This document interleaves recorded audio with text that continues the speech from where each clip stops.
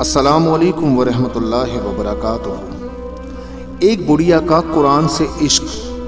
حضرت امام عبداللہ بن مبارک رحمۃ اللہ علیہ، جو جلیل القدر محدث اور رافع الشان فقہ اور اکابر صوفیہ میں سے ہیں، وہ ایک مرتبہ حج کو گئے۔ حج کے بعد کسی جگہ جا رہے تھے، راستے میں ایک جگہ محسوس ہوا کہ کوئی چیز کپڑے میں لپٹی ہوئی ہے۔ قریب جا کر دیکھا تو محسوس ہوا کوئی انسان ہے۔ انہوں نے سلام کیا تو اس کپڑے کے اندر سے ایک بوڑھی عورت نے جواب دیا۔ امام ابن مبارک نے اس سے مختلف سوالات کیے تو آپ کی حیرت کی انتہا نہ رہی جب اس نے ہر سوال کے جواب میں قرآنی آیات پڑھی جن سے ان سوالات کا جواب نکلتا تھا۔ واقعہ بہت تفصیلی اور لمبا ہے، یہاں چند سوالات اور ان کے جوابات جو ان دونوں کے مابین ہوئے وہ نقل کرتا ہوں۔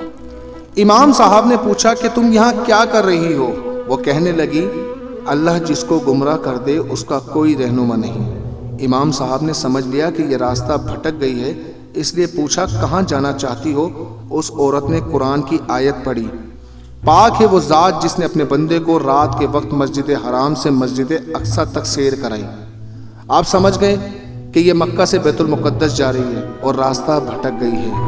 عبداللہ ابن مبارک نے پوچھا کہ کتنے دن سے یہاں بیٹھی ہو؟ کہنے لگی، پورے 3 راتوں سے۔ آپ نے پوچھا کیا کچھ کھاؤ گی؟ کہنے لگی کہ روزوں کو رات تک پورا کرو۔